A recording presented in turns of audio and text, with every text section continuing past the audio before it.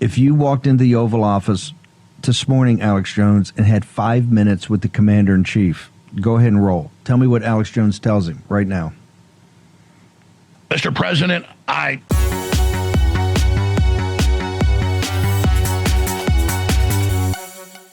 Here's your host, Stephen K. Bannon.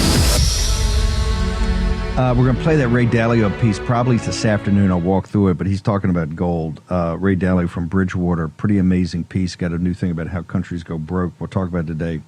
But make sure you go to birchgold.com. End of the dollar empire. The Rio Reset Philip Patrick team will be down, and they're going to do hard duty going down to Rio. Of course, we got two volunteers to go with them, Dave Bratt and Eric Bowling. Not sure Dave Bratt's wife's going to let him go to Brazil, but we'll get into all that.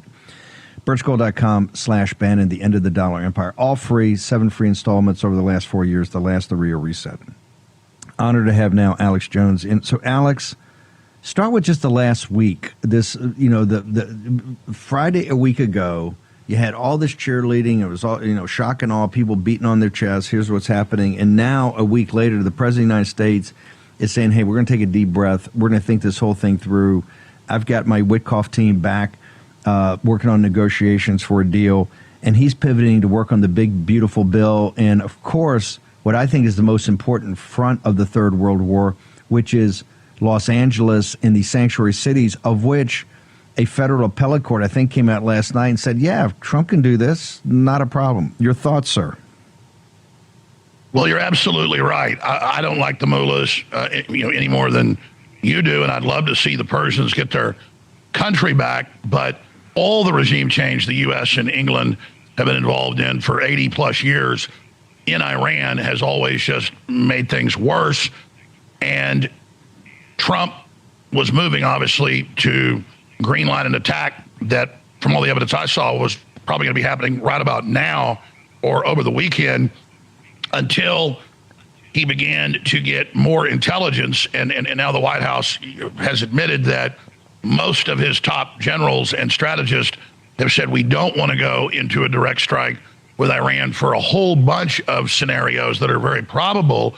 And then, of course, you've got Eric Kurilla, who's very respected and a great veteran, who is focused on the Middle East, who's got the president and Hegseth's ear. But when it gets to a lot of the other geopolitical issues tied into it, he really wasn't briefing, I guess, the president on that. I'm sure he's aware of those things. But just the issue of the Strait of Hormuz getting blocked, which the Iranians can easily do and said they will, that will send oil to 110, 130, 140. That will then double the CPI inflation. Then that will get interest rates raised undoubtedly. You do the equations, the economists have all done it. It's a fact. And that would derail Trump's economic recovery plan that's already going so well on the trade deals, on getting our independence back, on ending our long surrender. You mentioned the sanctuary cities being the real fight to go in and expose the election fraud. The Ninth Circuit saying, no, the president has control of the National Guard, and Newsom's a complete liar. You've got the Democrat Party at the lowest polling numbers in its history, continuing to drop to record lows every week. True free fall, flatline, game over. If we just press through, you've got record low fundraising. They're in total crisis. We have the victory, but if we have a super unpopular war and we directly get into it and then we hit them, the Iranians will hit our bases, they will hit the aircraft carriers, and then we will be forced to go into full war. Let's say there's regime change, then it goes into a quagmire. We know even the CIA is now, it's in the news, briefed Trump and explained that, they might build a nuke quicker if we don't take them out immediately, and it looks like we can't take them out very quickly. This would be probably protracted. And what they're really hinting at is they've got the bomb. They've had the bomb. I've been saying that for 15 years, and I have sources. I'll just leave it at that. Sources on the ground, sources in CENTCOM that saw it, the satellites. We've got spies with snoopers on the ground. We know they've got a lot of fissile material from the scans, from the aircraft and satellites that can pick this up. So we know they've got it. That's why Netanyahu for 25 years has said they're 2 weeks away. Well, from my intel 15 years ago, they had enough fissile material. Now, are the bombs all put together? We don't know, but they've got it. And with the technology, this is 1940s technology, it's easy. So now that's finally starting to hit the news. Trump doesn't want a Libya scenario. Now Russia has come out and made a disturbing threat of nuclear Armageddon, and a week ago was saying they were probably not going to get involved. Now they're saying they're going to get involved. China is hoping we get involved because they believe it'll push people quicker into the BRICS and accelerate the dollar's problems that Trump's trying to stabilize. And on the track we're on, will happen. And so strategically at every level, this goes from bad to worse. We had the Pakistani defense minister last week saying all the Muslims must unite against Israel and fight them. And then these nuclear threats, they pulled back. And then Trump met with the head of their army for lunch on Tuesday.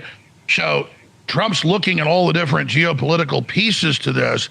And I've had some listeners say, well, so what? We want to get rid of the mullahs. So what if gas hits 130? What do you care about? Money? No, I don't care about myself having to pay more for gas. For people that don't understand economics out there, energy is everything, and that's the real ace in the hole to lower inflation and lower interest rates. We must have that. That's why Trump is accelerating us, not just number one, but to intensify our exports for the entire planet. Low energy cost translates into everything. And so it is essential. It is the lifeblood of our entire agenda. We must deliver on economic recovery. We must deliver on what we are pushing to save America, the central pillar of Western civilization that's holding up the whole planet. So this is an absolute. The globalists have positioned us for economic collapse when Kamala got in. They were getting ready to lower the credit ratings and things in the future. They want to end the dollar and bring in this global central bank digital currency that Trump has wisely said he'll stop. He's successfully stopping BRICS right now. And so if they were able to do this, it will unravel everything that we're doing. So just like the private Federal Reserve, that's part of the same central banking private cartel in the EU, gave them interest rate cuts, we don't get interest rate cuts when it's an absolutely needed ingredient, though the economy is still coming back somewhat despite that. And I think Trump should go to Congress and say, hey, they've got their charter. Sure, I can't tell them what to do, but you can repeal their charter if they don't start doing what I tell them. So he needs to aggressively, not just call Powell an idiot, because I don't think Powell's an idiot. He's a globalist. And so you have the EU, you have the Chi-Coms allied, you have the central banks, foreign owned of our Federal Reserve, not giving us what we need. And so it's outrageous. And it's all meant to kill the Trump recovery and to collapse us into this globalist system as a rump state of their larger empire. And it's treason. And so those are the central issues that you understand, that others understand. And I know the president understands this when he gets reminded of it. But there's just a hysteria by Netanyahu, who is in big political trouble, to try to control our politics and to try to basically be our president. And look, I'm all, if the Israelis should take the mullahs out successfully, but they knew that Iran had all these missiles. They knew that a lot would get through. They knew they would run out of defense missiles and that we would run out. And so as this continues on, it's going to get worse and worse. And so that's the point we're at. But if he hits them with the bunker busters, the mullahs say they will hit our ships. And then you'll have, about to be decommissioned, the Nimitz just out there in front of everybody like the Lusitania in World War I, and the Iranians will hit it. And then what are we going to do? The American people will suddenly demand war. We didn't want it in World War I, but once they sunk Lusitania, we did. And the Germans obviously put ads in the newspapers and said, don't sail on the ship, it's carrying weapons. So we're at that point. We're at that Gulf of Tonkin point, and we cannot afford this crisis. And I know from my sources that they do have the material for bombs to put them together. I think they already have them put together very, very quickly. And so now you put them in a corner, and they have shown that they're psychotic, their leadership, and that then we probably will have a nuclear attack on Israel. And we don't know if the missiles will get shot down. They may detonate in an airburst regardless if they are hit.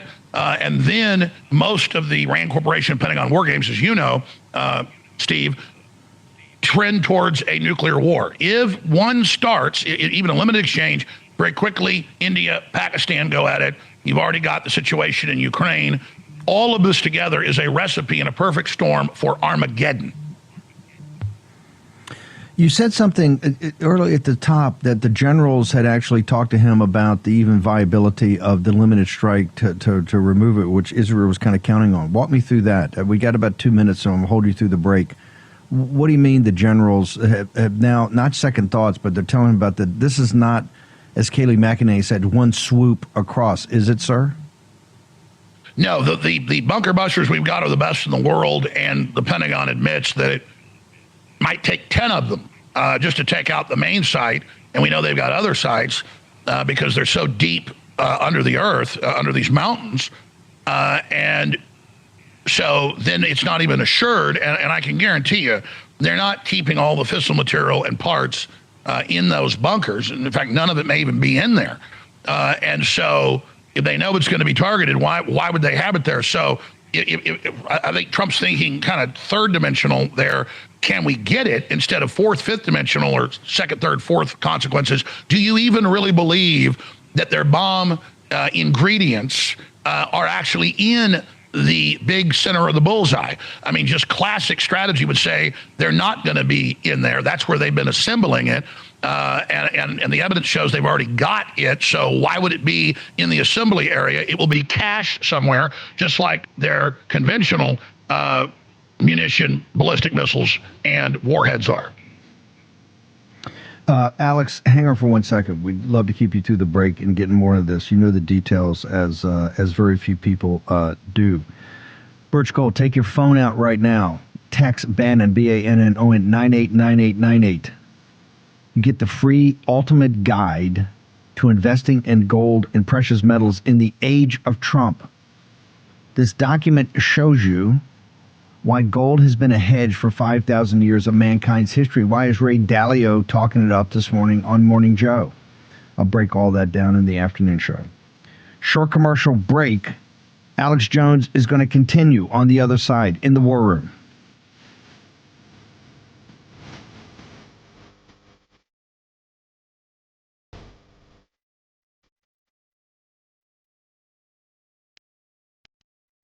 You have until Sunday, June 22nd, 2025 to take advantage of a sale we've never had before at thealexjonestore.com. You can get 2 bottles of liquid ultra-methylene blue medical grade, already discounted, and get a free bottle of our amazing Shilajit, the best Shilajit on the planet, the highest rated, for free. Or you can get 2 bottles of the same medical grade methylene blue encapsulated with vitamin C to supercharge it in your body, already discounted, with also a free bottle of Shilajit at thealexjonestore.com. These products are amazing. People absolutely love them. It funds the operation for all of you that are on the fence, that have never gone to thealexjonestore.com and gotten some of these supplements. They're all the very best, game-changing, highest rated. I'm only going to sell you something that really works. I want you to get it again and again and again. And you know the broadcast works when it comes to countering tyranny, promoting freedom. So get your high-quality supplements right now at thealexjonestore.com. Welcome back. Alex, you just said something, and you know the details. You have tremendous contacts and relationships both with the intelligence community, defense community, CENTCOM, international leaders. This is something that hasn't been talked about. You never see this talked about. The Persians are an ancient civilization. You know, this is not Iraq, this is not Afghanistan, as ancient as those civilizations are. This was the great enemy of the Roman Empire. They're not dumb people.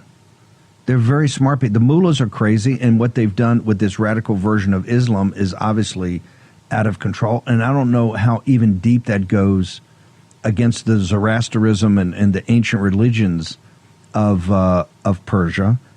But they're very smart people. They've always been known as very tough negotiators, very smart. They're just not sitting there. And the way they've built Fordor is actually quite brilliant, understanding the day would come that the West would come looking for this. But they've actually done things. I want you to walk through that again so this audience understands. It's not saying it's all there. If the end game, and we know this from Bibi and the Israelis, the end game is to take out Fordor or what represents their entire ability to produce a nuclear weapon.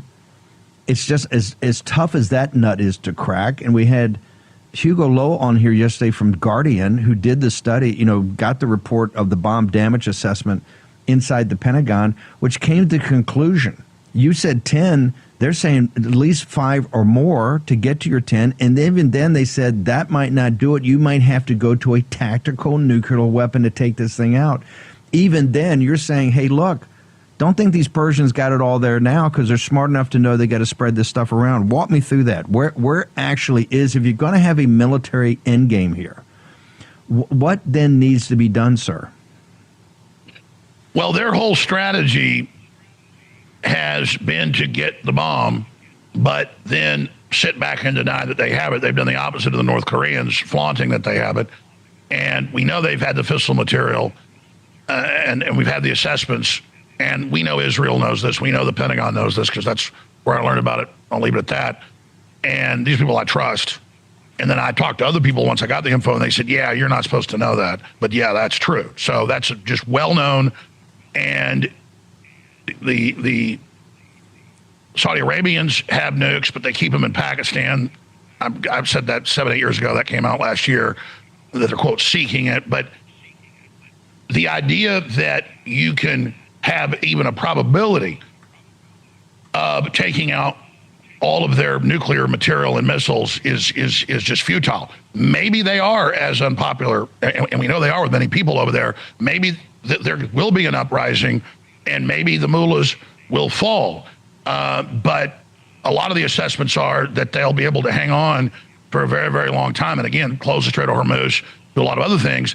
And so if Israel basically had unlimited weapons from us, and then this just went on for 6 months, and they just continued to bomb anything, the satellites looks like a weapons platform or weapons cache, that it could degrade it a lot.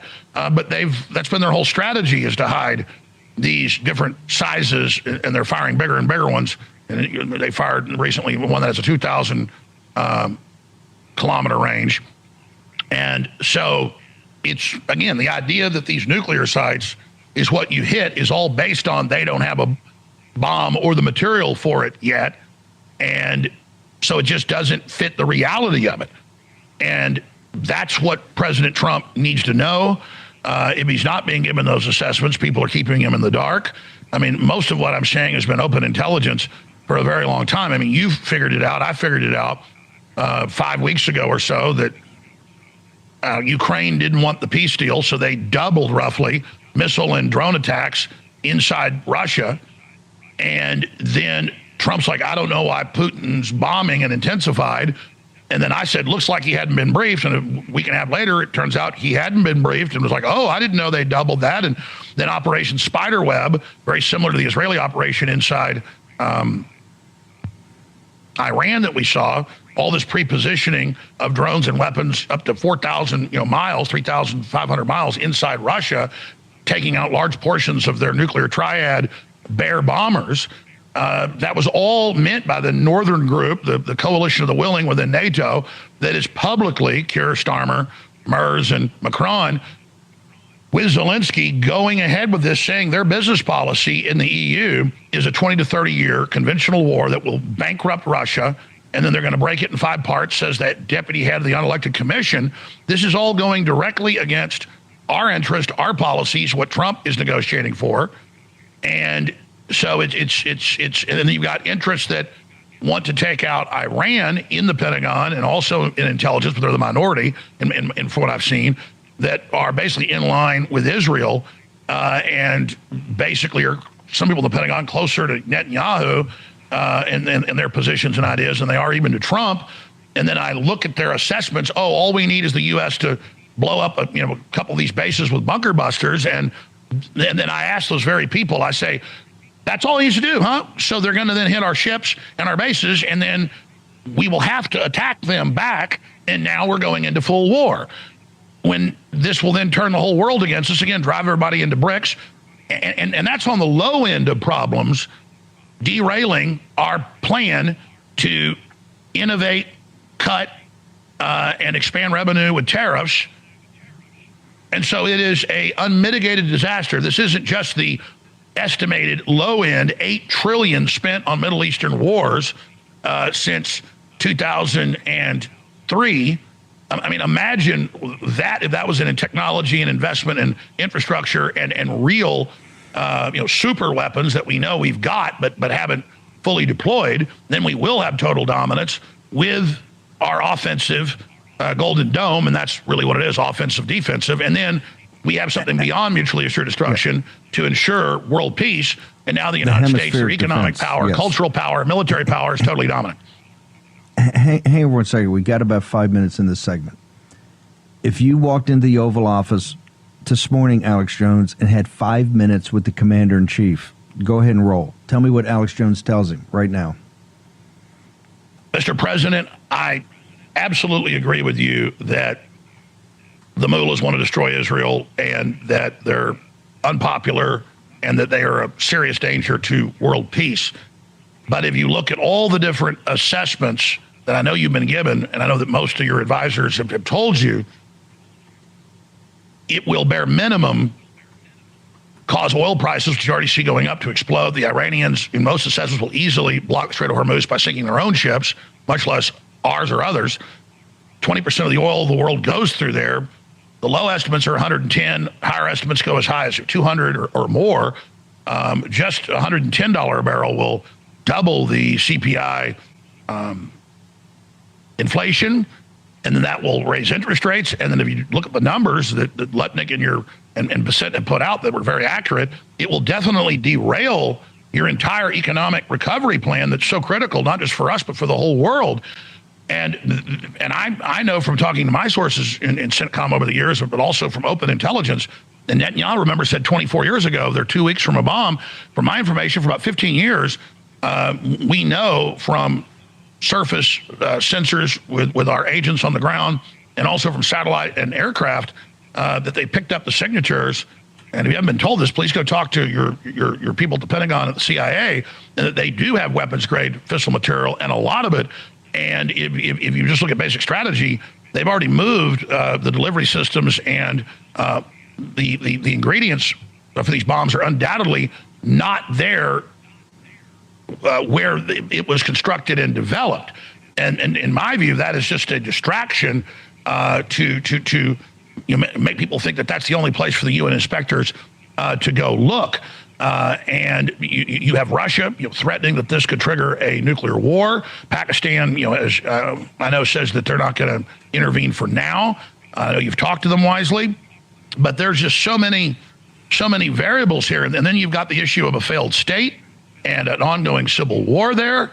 And the Israelis talking about commando raids, and what happens if they get pinned down and killed.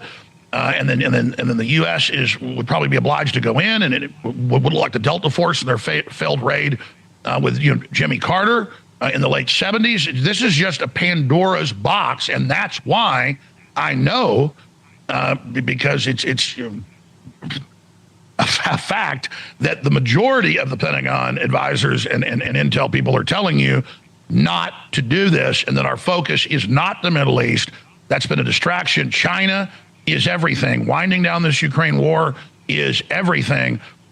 You've done a great job through soft power, not just with these trade deals, ending our surrender to the WEF and the globalists and the UN, but actually getting countries to align with us politically and culturally through these trade deals. And you're winning faster and quicker and better than I thought. And this is a blessing from God. Why God, I believe, spared you in Butler in July of last year. And so I just pray that you will continue, as I know you're doing, to just get as many assessments from as many people as you can, and just know that there are some people giving you limited information. They're not lying to you, but they're being deceptive through omission. And there are a lot of other scenarios that are also very, very, very dire that go from bad to worse. I mean, I read in the news, I don't know if that's accurate, but it fits in with information I have. In closing, Mr. President, that U.S. intelligence has told you that attacking Iran directly, they probably won't fall very quickly, and that would accelerate them to go ahead and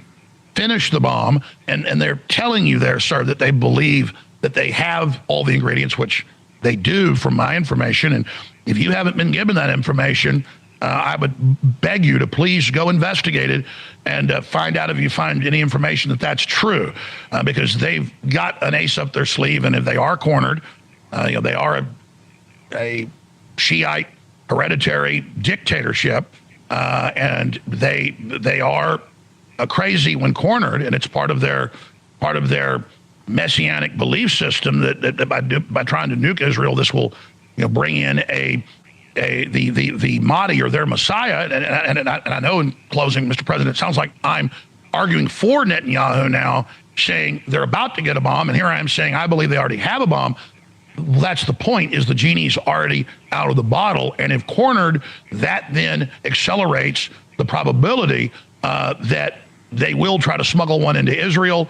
They may already have one in Lebanon. They may already have one in Gaza, or they may be able to deliver one on one of these missiles. Instead of firing 100 missiles at a time, they could fire 200, 300 at a time. And in amongst that could be two of these ballistic missiles with atomic bombs. Wow. On their nose cone. And it's sad that they probably have it. So does North Korea. So do a lot of others. So that's where we are. So I would just ask you, I'm not going to tell you what I think you should do. I would just ask you to please take your time on this, sir, and not be stampeded into anything that could potentially not just derail your agenda to save America and the West and the world, but could trigger the end of the world as we know it. Alex Jones, the deep state tried to shut you down, and they failed. Where do people go to get your show? Where do they get you on social media, sir? Well, we're still fighting, but we're still here winning in court now. They're very panicked up at Real Alex Jones on X and at Infowars.com/show. And Steve, thank you so much. I'd love to interview you. You're really the story. I know you talked to the president yesterday, and you're a very humble person. A lot of other smart people are as well, but I know he respects you because you've been right basically every time. Nobody's got an accuracy rate like you. I'm junior to that. You are tomorrow's news today. So for myself, my family, and the whole world, thank you, Steve Bannon. Alex Jones, thank you. You've been doing this for many decades, and you've been dead spot on in this, sir. Thank you. I hope the president takes your advice. Slow down, think it through, look at alternatives. Very wise. That's called discernment right there. That's how you stop on this war fever.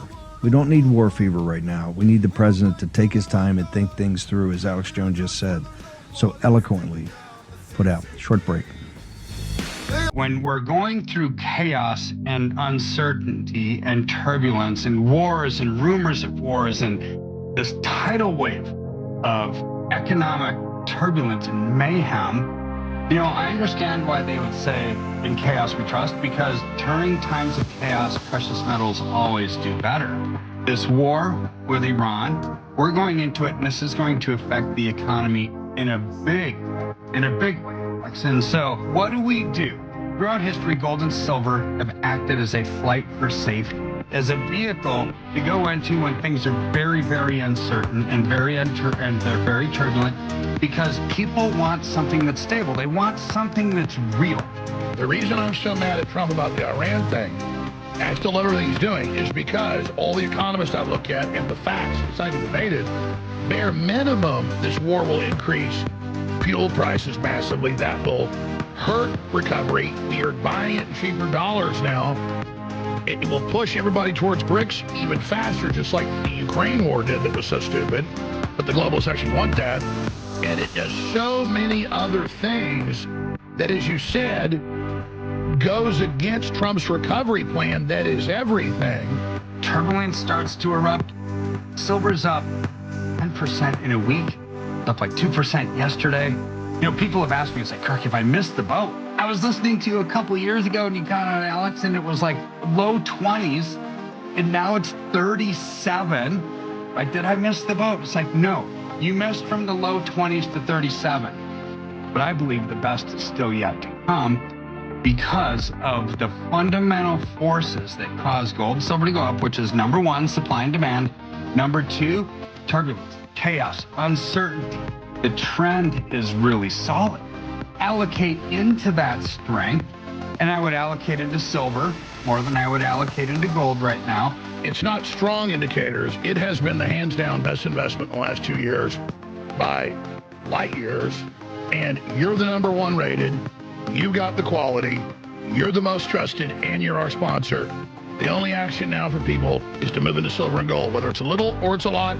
And you can roll over financial instruments into it. You actually hold yourself. Take action now at KPM.com/gold.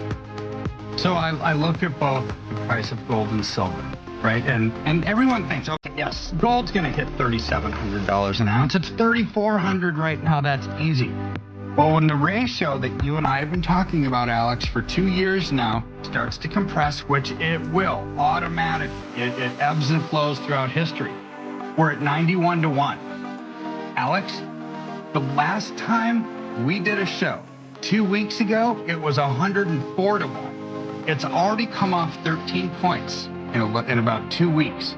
So at 60 to 1, which we're going to get to, if gold's at 3,700, that puts silver at about $60 an ounce. We're going to get to 40 to 1. And when?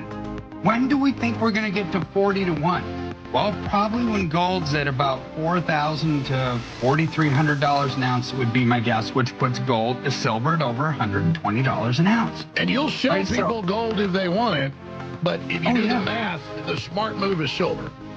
Well, I want to compound their ounces and get it more gold down the road without having them have to pay for it by leveraging silver right now.